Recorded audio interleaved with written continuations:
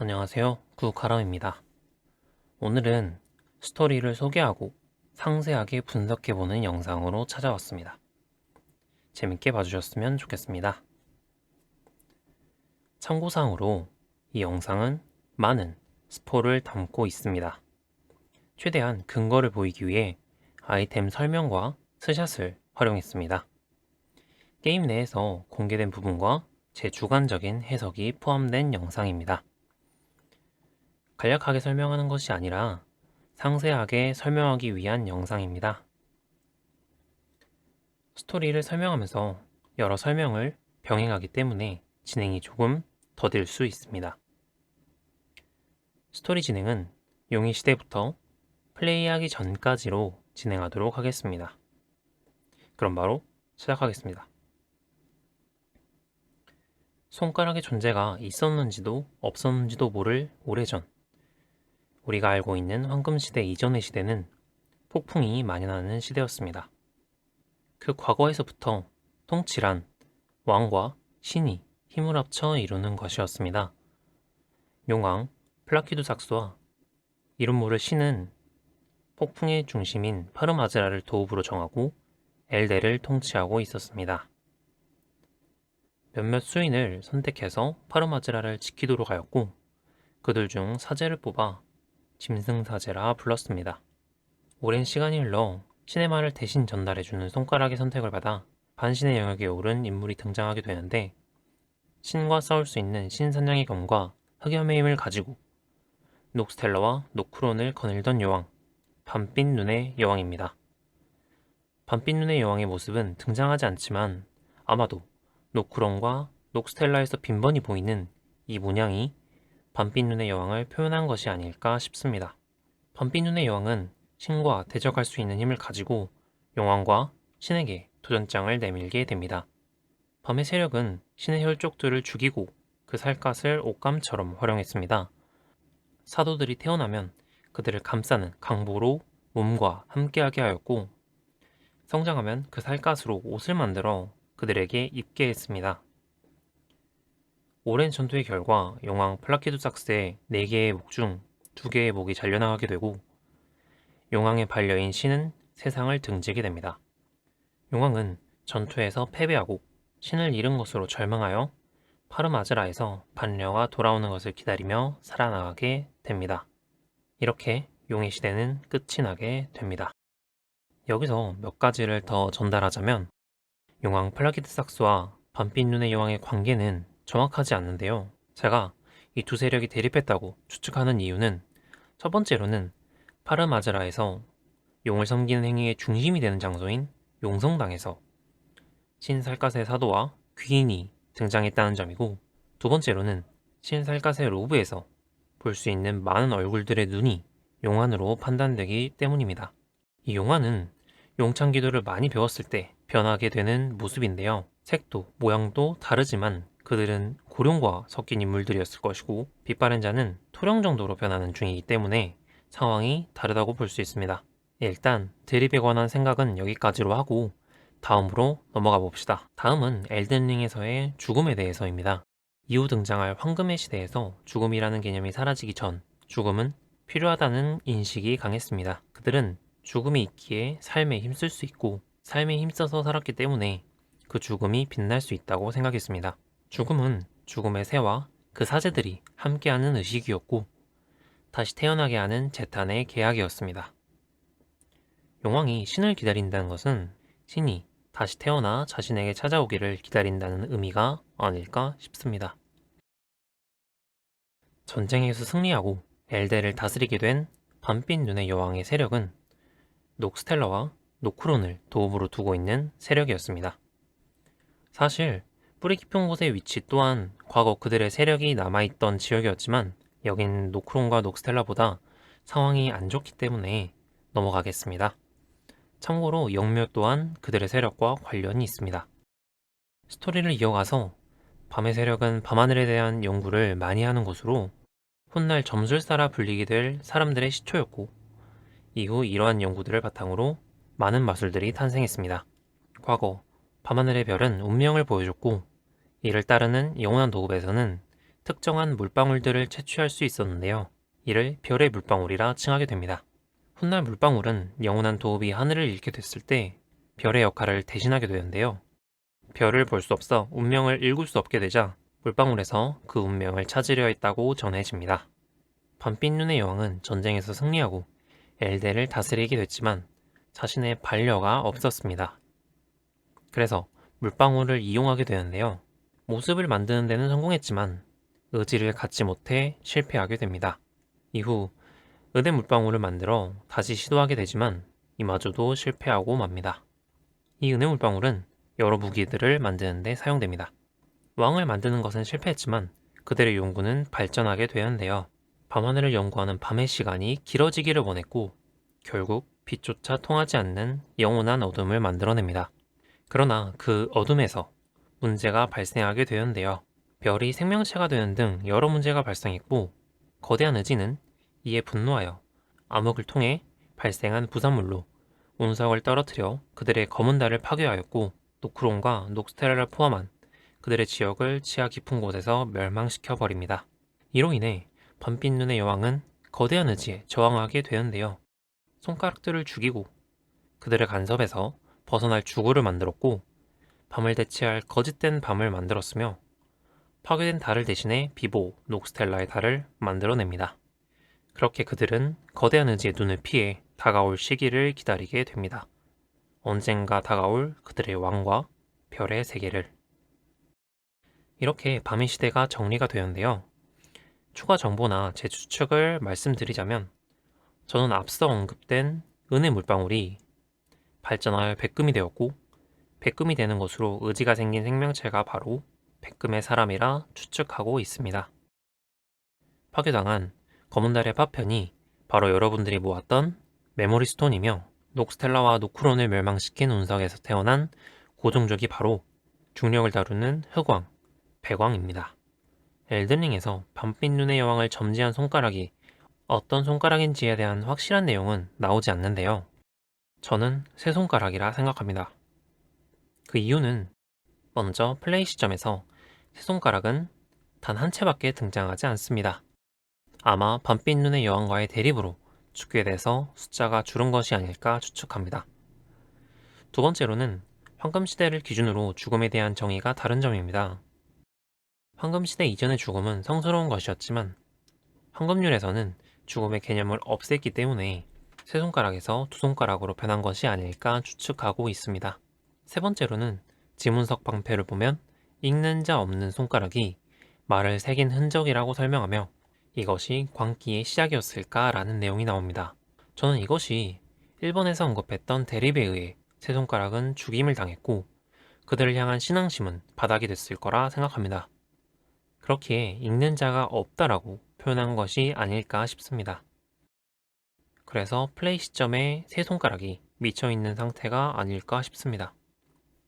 자, 그럼 황금의 시대로 넘어가 봅시다. 틈새의 땅은 예로부터 타 대륙에서 여러 종족들이 오곤 했습니다. 황금의 시대는 이들 중 히인이라는 종족이 틈새의 땅에 찾아오면서 시작됩니다. 거대한 의지는 황금의 유성과 함께 한 마리의 짐승을 보내 엘든링을 만들었고 그 엘든링을 중심으로 한 그루의 나무가 생겨나니 그 나무를 황금나무라 칭하게 됩니다. 히인 중 선택받은 인물은 마리카라는 인물로 그녀는 거대한 의지에 의해 반신이 되었고 반신이 되는 것으로 그림자 말리케스를 얻었고 그녀는 말리케스를 동생으로 받아들입니다. 그들에게는 한 가지의 걸림돌이 있었습니다. 바로 신을 죽이는 힘을 가졌다는 밤의 여왕과 그 세력이었습니다. 다른 세력들의 입장에선 멸망당하지 않았을까라고 생각할 수도 있지만 그들의 세력을 파악하기 위해 꾸준히 정찰병을 보냈던 것으로 보아 지상의 세력들은 여전히도 밤의 여왕을 견제하고 있었습니다. 이 사진들만 보면 멸망당하기 전 내용이 아니야? 싶기도 하지만 이 정보를 봤을 때 지하가 언급되는 것으로 보아 멸망 후에도 진행된 것으로 보입니다. 이에 마리카는 밤의 여왕과 전쟁을 일으키게 되고 말리케스가 그들이 가진 죽음의 힘을 빼앗는 것으로 전쟁이 마무리됩니다. 이 전쟁에서의 결과에 대해서는 상세히 언급된 바가 없고 이후 설명할 멜리나, 카리아 왕가 등에 관해서 제 추측상 밤빛 눈의 여왕과 그 세력이 완전히 사라졌다라고 보기에는 어렵다고 판단되어 전쟁이 마무리되었다고만 설명한 점 양해 부탁드립니다. 밤의 세력의 힘을 빼앗았지만 반신인 그녀는 불완전했고 왕을 필요로 했습니다. 그렇게 왕이 될 사람을 찾던 중 당대 최강의 전사 호라루를 왕으로 맞이합니다. 그렇게 자신의 전투에 대한 욕망을 억누르기 위해 짐승제상 세로시를 등에 업고 왕이 된 자가 탄생하니 바로 엘대의 첫 번째 왕 고드프리가 되겠습니다. 이와 동시에 마리카는 반신해서 신의 반열에 오르게 됩니다. 이 둘 사이에는 고두인과 쌍둥이 오르고트와 모그가 태어나게 됩니다. 하지만 쌍둥이는 당시 문제로 삼았던 흉조인 뿔이 난 상태로 태어났고 그로 인해 지하에 버려지게 됩니다. 신과 왕에 의한 통치가 완전해지면서 엘대를 다스릴 준비가 되었지만 밤의 여왕이 힘을 빼앗겼다는 것을 시작으로 그녀에 의해 억눌려 있던 다른 세력들이 들고 일어나게 됩니다. 대표적인 세력으로는 파르마즈라의 고령들이었습니다. 대고령 그랑삭스가 로데일에 벼락을 날리게 되면서 고령과의 전쟁이 시작되는데 이를 고령전쟁이라고 합니다.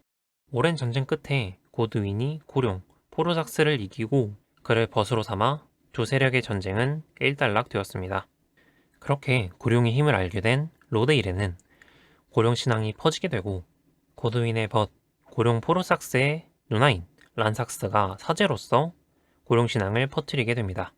고령의 힘을 알게 된 사람 중 용을 이기기 위해서는 용이 되어야 한다고 생각하는 사람들이 생기는 일도 생겼습니다. 하지만 시간이 흘러가고 고령 신앙이 퍼지면서 기도를 많이 사용하면 용이 돼버린다는 부작용이 있음을 발견했고 이윽고 토령이 돼버리는 일이 일어나게 됩니다. 이것 때문에 고령 신앙에 대한 반발이 일어나게 되죠. 아마 이것이 게임 내에서 용창교회의 용의 목들이 다 잘려나간 이유가 아닐까 싶습니다. 이 교회가 용의 시대에 만들어졌을 수도 있지만 여러 교회의 건축 양식이 같은 것으로 보아 용의 시대보다는 마리카 교회가 생겼을 때와 같거나 비슷한 시기가 아닐까 추측해 봅니다. 그리고 파르마즈라만 봐도 교회가 아닌 성당이니까요. 이 두 가지 이유로 용의 시대는 아니라고 판단해 봅니다. 흉조에 대해서 이야기를 해보자면 황금나무는 처음부터 황금색의 나무는 아니었는데요. 생명을 나타내는 색인 붉은색을 띠고 있었다고 합니다. 그래서 엘대의 첫 번째 왕 고드프리의 기사인 도가니의 기사들의 갑옷색이 붉은색을 띠고 있죠. 또한 과거의 생명체는 서로 섞여 있었다고 전해져 오는데요. 그 모습을 도가니라고 표현했습니다. 도가니의 기사들은 그 시대의 도가니에 관한 기도를 사용하여 꼬리를 휘두르고 날개를 펴서 날 수도 있었던 것이죠. 저는 이 과거에 도가니의 모습을 한 자들의 유전자가 발현되는 것을 흉조라 부르는 것이 아닐까 추측하고 있습니다. 자, 그럼 스토리를 이어서 가보겠습니다. 고령과의 전쟁에서는 승리했지만 다른 세력과의 전쟁이 시작되게 됩니다. 스톤벨 성의 폭풍매의 왕, 북쪽의 거인, 카리아 왕가와 레아 루카리아 등 다양한 세력들이 존재했는데요. 당시 카리아 왕가의 여왕, 레날라의 달에 반한 레아 루카리아는 카리아 왕가와 동맹을 맺은 상태였습니다.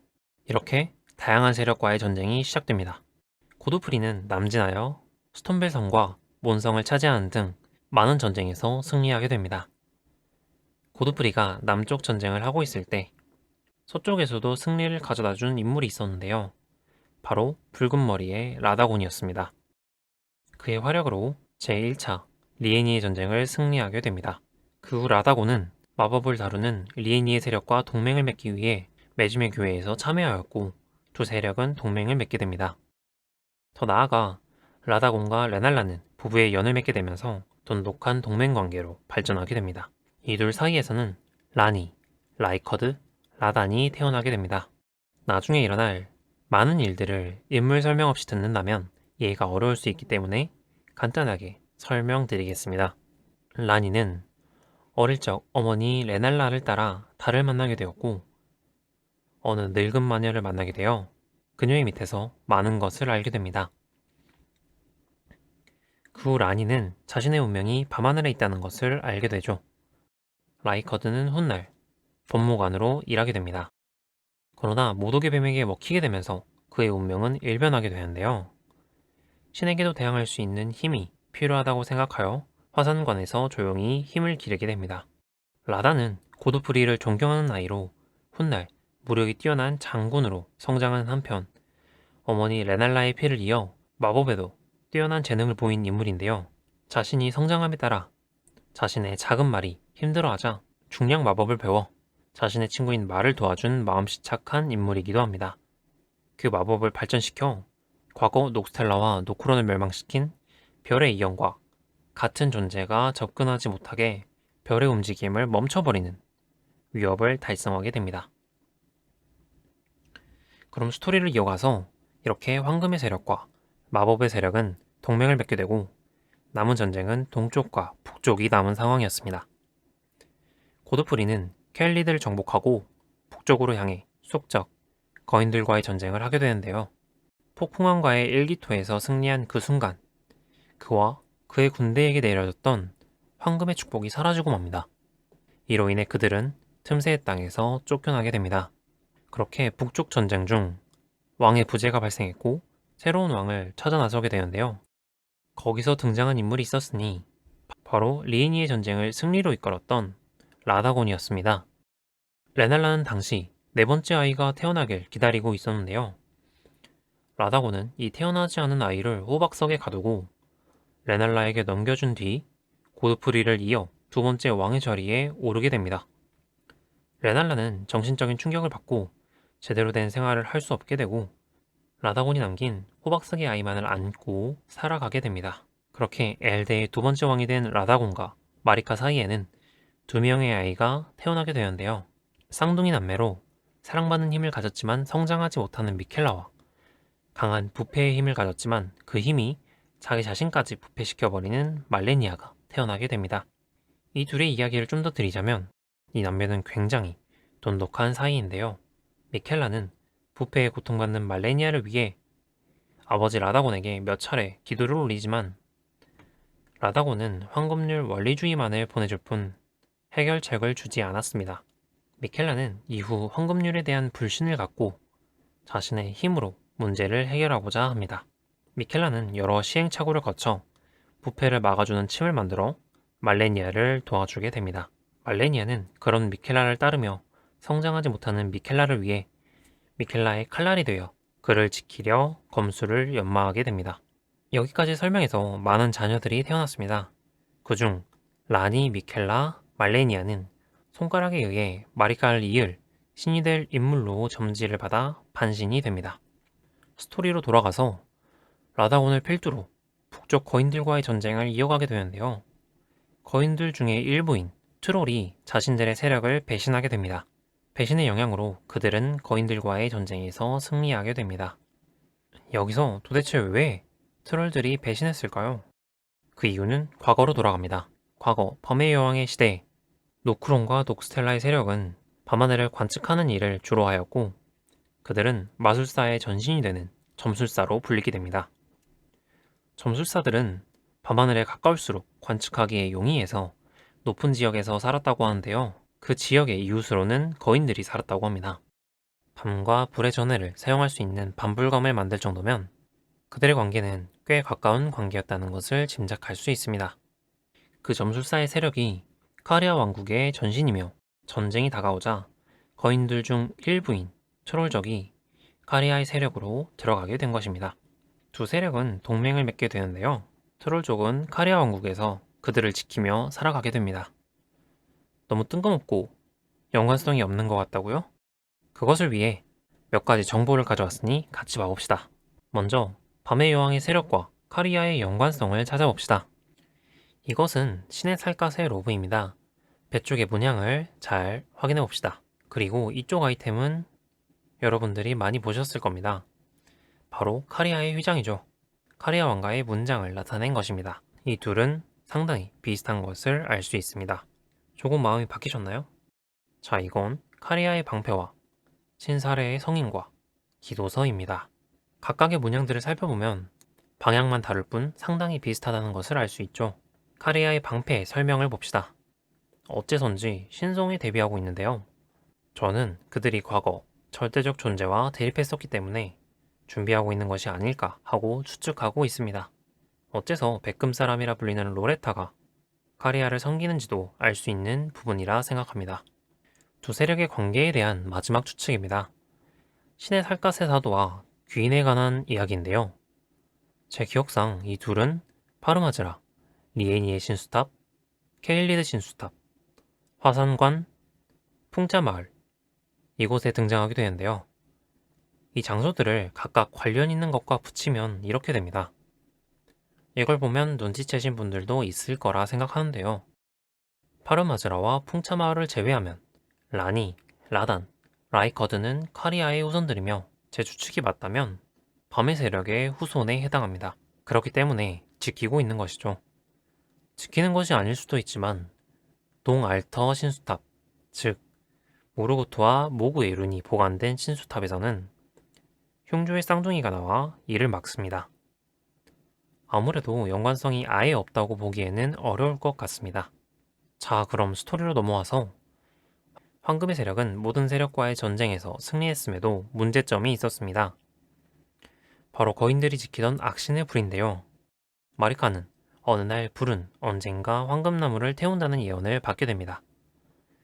이에 마리카는 어떤 인물에게 불시의 소녀라는 이명을 붙여주고 어떠한 사명을 내려 북쪽으로 보내게 되는데요. 이 인물에 대한 정보는 나오지 않지만 저는 이 인물이 바로 멜리나라 생각하며 어떠한 이유로 몸이 불타 죽은 것으로 보입니다.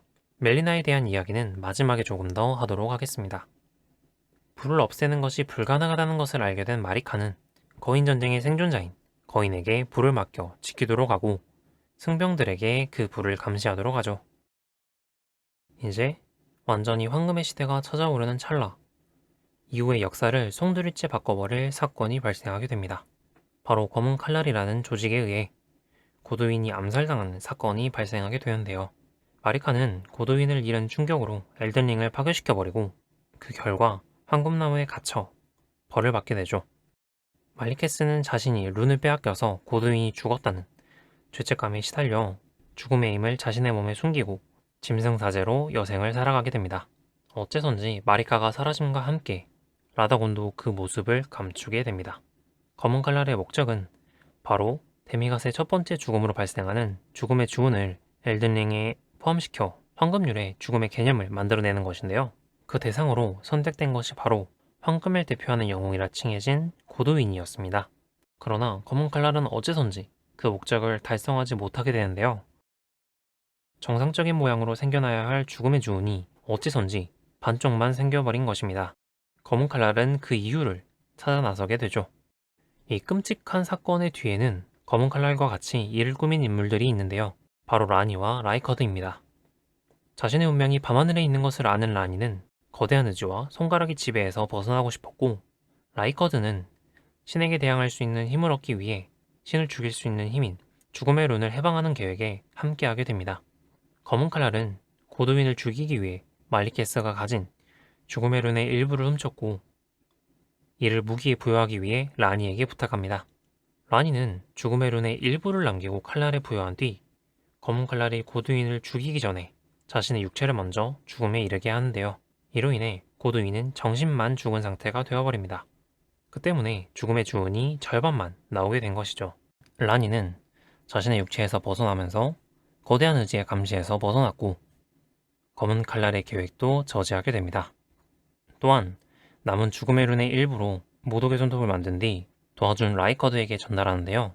이 모독의 손톱은 말리케스가 가진 죽음의 힘을 흘려보낼 수 있는 기능을 가진 아이템으로 라이커드는 신의 그림자에게 대항할 힘을 갖게 됩니다. 그렇게 검은 칼날의 계획의 뒷면에서는 조용한 거래가 있었고 이 거래는 아무도 모르게 조용히 묻히게 됩니다. 한편 파괴된 엘든링은 파편이 되어 반신과 데미갓들에게 전달됩니다. 그 힘은 파편이라 할지라도 엄청난 힘을 담고 있었으며 그 파편은 거대한 룬이라 불리게 됩니다. 손가락들은 각 반신과 데미갓들에게 나눠진 거대한 룬을 모아서 엘드의 왕이 되라고 종용하는데요. 그로 인해 발생하는 것이 바로 신의 자손들의 전쟁, 파쇄의 전쟁입니다. 파쇄의 전쟁은 마리카와 라다곤이 자리를 비웠을 때 정체 모를 누군가가 왕위를 차지했다는 소문이 돌면서 격화되기 시작합니다.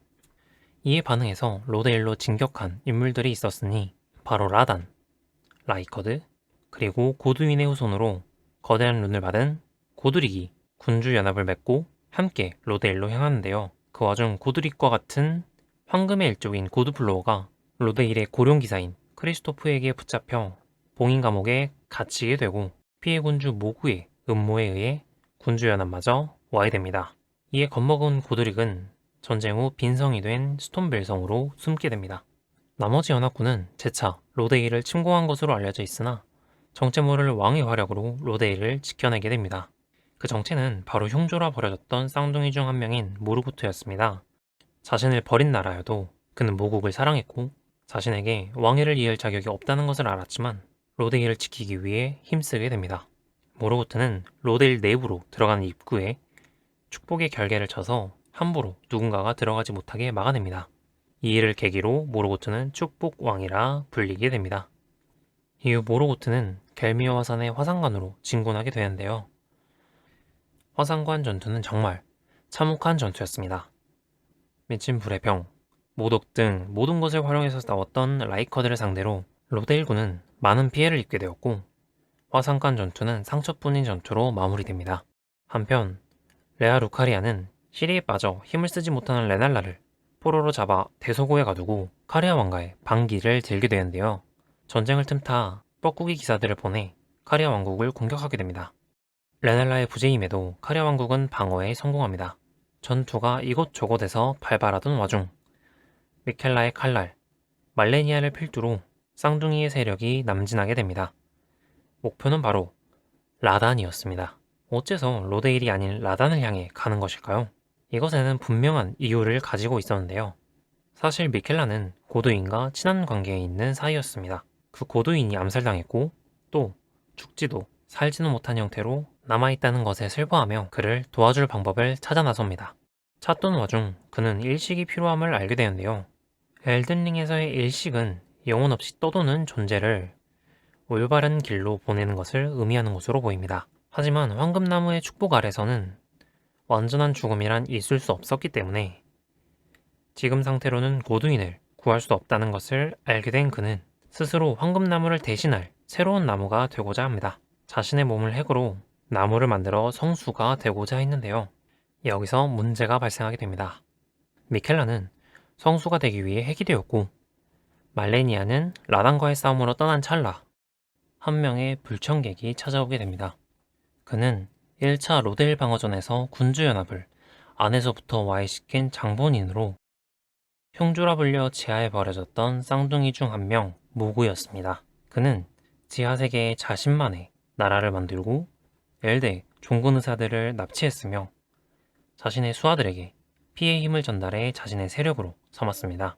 피의 힘을 건네받은 종군 의사들 중 단 한 명만 살아남게 되는데 그가 바로 백면 바르입니다. 모구는 자신만의 나라에서 자신이 왕이 되고 반려를 세우는 것으로 엘대의 땅을 지배하는 왕이 되고자 하는 목적이 있었습니다. 그 반려의 자리에 앉힐 인물로 반신인 미켈라를 선택한 것이죠. 그렇게 그는 미켈라를 납치해 자신의 왕국에 가둬 미켈라가 자신에게 응답해주기를 기다리게 됩니다.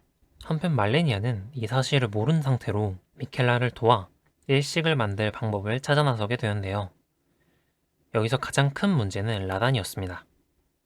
라단은 과거와 같은 일이 일어나지 않게 하기 위해 중력을 이용해 별의 운행을 막고 있었는데요. 이것이 일식이 일어나지 못하게 막고 있었던 것입니다. 그렇게 말레니아는 라단과의 전쟁을 선포하게 되는데 그런 말레니아에게 먼저 싸움을 건 인물이 있었으니 바로 스톤벨 성으로 도망갔던 고두릭이었습니다. 고두릭은 말레니아를 얕잡아보고 싸움을 걸었으나 그 싸움은 슬프게도 굴욕적인 전투로 역사에 남게 됩니다. 그렇게 굴욕적으로 패배한 고드릭은 스톤벨성에 숨어 더욱 전목에 집착하게 됩니다. 그렇게 림그레이브를 거쳐 켈리드에 도착한 말레니아와 그 세력, 이곳에서 파세 전쟁, 최대의 전쟁이 일어나게 됩니다. 강력한 부패의 힘을 가지고 미켈라를 지키기 위해 오랫동안 검수를 단련한 미켈라의 칼날 말레니아와 어려서부터 무력과 마법 양쪽의 재능이 뛰어나 장군으로 활약하면서 우주에서의 침입까지 막고 있었던 장군 라단과의 전쟁이 시작됩니다. 말레니아의 부패와 라단의 중력 마법에 의해 주변은 황폐되기 시작했고 서로에게 큰 상처는 주지 못하고 고착 상태에 이르게 됩니다. 그렇게 끝이 보이지 않던 싸움의 결말은 갑작스레 찾아오게 되는데요. 말레니아는 자신의 생에서 부패에 꽂힌 에오니아의 꽃을 단 3번 피울 수 있었습니다. 그 부패는 평소의 부패와는 차원이 다른 부패로 주변 그리고 그 일대에 막대한 영향을 주는 능력이었습니다. 말레니아는 라단을 공격하며 그 위에서 에오니아의 꽃을 피우게 됩니다. 말레니아는 이로 인해 부패를 다루는 힘이 약화되어 버렸고 라단은 신체가 부패하다 못해 정신까지 부패당하게 됩니다. 그렇게 파세 전쟁은 양쪽 모두 막대한 피해를 입고도 승자가 나오지 않고 끝이 나게 되죠. 거대한 의지와 손가락은 이에 실망하여 그 눈을 밖으로 돌려 새로운 엘대의 왕이 될 사람을 찾게 되니 그 후보로 지명된 인물들이 바로 여러분들 빛바랜 자가 되겠습니다. 이후의 스토리는 게임 내에서 확인하실 수 있습니다. 자, 스토리가 끝났으니 몇 가지 더 이야기를 해봅시다. 엘든링에는 멜리나, 트리나, 폭풍왕 등 정체가 드러나지 않은 캐릭터들이 몇몇 있는데요. 멜리나에 대한 정보는 다양한 편입니다. 첫 번째는 세 손가락의 문신과 그 변화에 있는데요. 초기와 미친 불의 왕 엔딩에 멜리나를 비교해 봤을 때 잘 보시면 미친 불의 봉인이 풀리는 것으로 문신의 색이 옅어집니다. 닫혀있던 반대쪽 눈의 색을 보고 제가 제일 먼저 떠올린 것은 영원한 어둠인데요. 색이 아주 같지는 않지만 분위기가 꽤 비슷합니다. 그리고 노크론의 하늘을 봤을 때 이건 가짜 하늘이지만 원래의 하늘과 유사하게 만든 것인데요. 추측해보건대 반빛 눈의 여왕의 눈은 지금의 멜리나의 눈과 적어도 비슷하거나 같지 않을까 싶습니다. 두 번째로는 멜리나가 불시의 소녀라는 것인데요. 그 근거로는 그녀의 칼이 사명의 칼날이라는 것입니다. 사명의 칼날에 적힌 문구, 그 문구를 정확히 알고 있는 멜리나, 예언이 있었음을 보여주는 방패, 마지막으로 과거에 단 한 번 거대한 룬이 모인 적이 있었다는 엔야의 발언까지. 제 추측은 이렇습니다. 과거 누군가가 황금나무는 불탈 것이다 라고 예언했고 멜리나에게 예언이 일어나는 것을 막게 했으며 실제 멜리나가 행동으로 옮긴 것으로 보아 위협이 되는 누군가가 있었다고 판단할 수 있습니다. 그렇다면 그것은 바로 누구일까요? 바로 바이크입니다. 과거 원탁의 기사 바이크, 유일하게 거대한 룬을 2개 모았던 왕에 가장 가까웠던 인물, 미친 불에 홀려 자신의 몸을 불태워 황금나무를 태우려 했던 그가 도대체 왜 실패했는지에 대해서는 나오지 않는데요. 아마도 멜리나는 바이크를 막으려 한 것이 아닐까 싶습니다. 그래서 결국 멜리나가 누군지에 대해서 얘기를 하자면 밤의 여왕의 혈족 정도가 아닐까 추측해봅니다. 하나씩 얘기를 해보자면 엘든링이 부서지고 마리카의 몸에 금이 갔을 때를 보면 마리카의 머리에 검정머리로 보이는 부분이 있습니다. 황금나무의 상태에 따라 변하는 것 같은데요. 멜리나도 황금나무가 타버렸기 때문에 검정색으로 변한 것뿐 아니라 나무가 탄 것에 반응해 머리가 변한 것으로 보입니다. 문제는 보라색 눈이죠. 아마도 그녀는 밤의 여왕과 연관이 있는 사람이지만 황금나무의 영향을 지대하게 받은 인물이 아닐까 싶습니다. 추가로 검은 칼날의 유사한 몸놀림까지 가능성이 아예 없지는 않아 보입니다. 제가 눈 하나만으로 이렇게까지 생각하는 이유는 엘든링에서의 눈은 생각보다 중요한 위치에 있습니다. 용을 따라가면 용환이 되고 미친 불의 역병에 영향을 받으면 광환이 되며 거대한 의지는 눈에 각인을 줘서 자신을 따르게 했고 밤빛 눈의 여왕의 특징은 이름에서부터 밤빛 눈이며 녹스텔라의 개미를 봤을 때 야생 개미의 눈은 검정색이지만 타고 다니는 개미들의 눈은 보라색입니다. 조종당하는 것으로 보이는데요. 이렇게 눈은 정체성을 나타낸다고 볼 수 있습니다. 그렇기 때문에 눈 하나뿐이라도 특징이 있다면 그것에 대해 쉽게 답을 내리지 못하는 점 양해 부탁드립니다. 멜리나의 이야기는 정보가 좀 더 풀리면 하도록 합시다. 트리나는 멜리나보다 정보가 적지만 등장하지 않았다는 점, 트리나의 칼의 설명에서 소녀인지 소년인지 구분이 안 가는 점, 호련이 나타났다 사라지는 점, 오르디나 전례 마을에 백금 궁수들이 트리나의 화살을 드랍하는 등의 정황으로 보아 트리나는 미켈라가 아닐까 싶습니다. 성장하지 않기에 소녀인지 소년인지 잘 모를 수 있고 본체가 아니기 때문에 호련이 나타나고 사라질 수 있다고 생각합니다. 다음은 폭풍왕에 대한 부분입니다. 공개된 정보에서 볼 때 2명의 폭풍왕이 있습니다. 한 명은 거인의 폭풍왕, 한 명은 스톤벨성의 폭풍매의 왕입니다. 혹시나 헷갈리실 분들을 위해 말씀드리면 그들은 별개의 인물입니다. 폭풍왕은 여러분들도 아시다시피 거인 전쟁에서 고드프리와 싸워 숨을 거둔 왕입니다. 그리고 이 왕이 폭풍매의 왕입니다. 폭풍매의 왕의 세력에 대해 설명하자면 이렇게 정리해 볼 수 있겠습니다. 폭풍매의 왕과 그 밑으로 쌍익, 오레그와 잉바르, 폭풍매의 왕을 지키는 폭풍매, 전쟁에 참가하는 전쟁매, 영원한 도읍을 조사하던 떨어지는 매병단, 그리고 그들의 방패와 횃불. 밤의 시대에도 활동했던 그들은 언제까지 활동했을까요?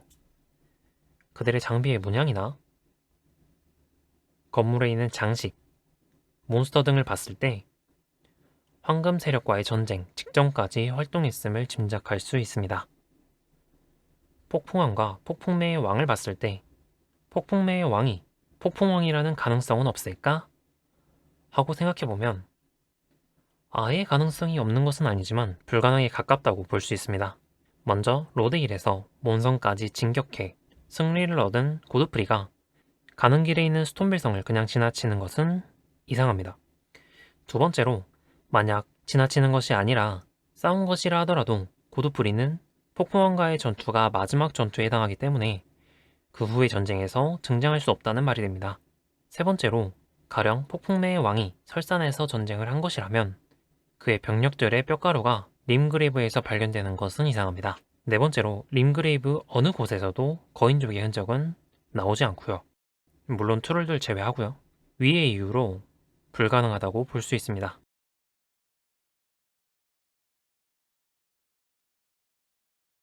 이번엔 피아와 고두인에 관한 이야기입니다.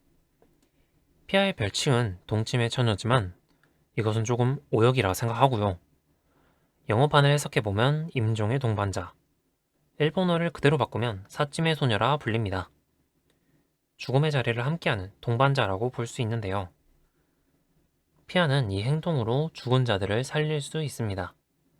이 능력은 죽음을 신성시하던 과거의 재탄을 바라는 의식과 비슷한 맥락이라 생각하는데요. 이 능력은 황금의 시대에는 쓸 수가 없었으나 황금의 고두인의 죽음으로 축복 아래의 죽음이 가능해지면서 피아는 그 능력을 활용할 수 있게 되었습니다.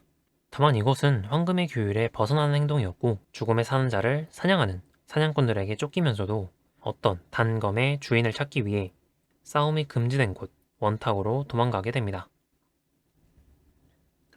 참고로 문명이 발달하고 완전히 황금의 시대가 오면서 흉조, 도가니, 용찬 등 여러 가지를 부정하기 시작하는데요. 용찬교회의 용들의 목이 다 잘려나간 것이 좋은 예로 볼 수 있겠죠. 이것과 동시에 진행된 것이 있습니다. 바로 나무의 뿌리와의 연결을 끊은 것입니다. 연결이 끊기자 축복과 연이 없는 자들, 죽음에 사는 자들이 이곳에 모이게 됩니다. 이것은 애매한 죽음을 맞이한 고두인도 마찬가지였는데요. 보신 분들은 아시겠지만 뿌리 깊은 곳에서의 고두인은 굉장히 난해한 모습을 하고 있습니다. 마치 물고기와 섞인 듯한 지느러미를 가지고 있었는데요. 저는 이게 뭘까 하고 계속 알아보고 생각해봤습니다. 거기서 저는 어떠한 추측을 하게 되는데요. 먼저 이 사진은 용왕 플라키드 삭스와 싸울 때 복원된 파르마즈라의 일부입니다. 이 사진은 케일리드의 신수탑이고요. 똑같이 케일리드의 신수탑입니다. 엘든링에서의 보기 힘든 지느러미를 이런 곳에서 볼 수 있었는데요. 저는 이것을 우연으로 보지 않고 어떠한 이유가 있다고 봤습니다. 1. 초기 생명체의 모습. 2. 신의 모습. 저의 부족한 상상력으로는 이 두 가지 정도로 생각해 볼 수 있을 것 같습니다. 먼저 초기 생명체라 함은 회귀와 연관이 있습니다. 엘든링에서의 회귀는 죽고 재탄의 계약을 통해 다시 태어남을 의미할 수도 있고 황금률에서의 원래의 상태로 돌아간다는 의미로 쓸 수도 있습니다. 또한 미친 불의 주장이 제로로 만들고 다시 시작하는 것으로 초기로 돌아간다는 의미에서의 회귀라 볼 수도 있겠죠. 이 상태의 고두인은 영원히 죽은 상태인데요. 죽고 재탄을 위해 회귀하려는 것이 육체가 남아버린 탓에 그 육체에 반영되고 있는 것이 아닌가 생각해 봅니다. 저 작은 도마뱀이 이후 용이라 불리는 종족의 시초라면 이 문양은 용보다 오래된 정말 초기 생명체의 모습을 나타내는 것이며 그럴 경우에는 어느 정도 가능성이 있지 않을까 싶습니다. 두 번째에 대해서 얘기해보자면 신의 모습이라는 추측인데 신수탑은 일문판으로 봤을 때 신이 가르침을 주는 탑입니다. 그런 의미라면 보통 그 신의 모습을 담거나 그와 연관된 무언가의 모습을 담는 경우가 많다고 생각합니다. 고두이는 신이 된 마리카의 자녀이기 때문에 그 모습이 반영되는 것이 아닐까 싶습니다. 사실 황금진해와 관련해서 황금나무의 축복은 몸에 진해를 심는 저주이며 이로 인해 재탄이 안 되기 때문에 황금나무에 충성해야만 하는 것이고 죽음의 룬은 이 저주를 없앨 수 있는 힘이었기 때문에 고두이는 죽고 재탄했어야 했지만 몸이 살아있는 상태로 재탄하려 하면서 저러한 모습이 된 것이 아닐까 하는 추측도 해봤지만 근거가 없기 때문에 그냥 추측 정도로 보고 있습니다. 엘든링의 스토리는 전부 정리해놓고 보면 기다림의 역사이며 절대적 존재와 대립하는 역사라고 볼 수 있습니다. 자신의 반려인 신을 기다렸던 용왕, 밤의 왕을 기다린 밤의 세력, 고드프리와 빛바랜 자들이 돌아오기를 기다린 마리카, 각 시대별로 누군가를 기다린 역사가 반복되고 있습니다.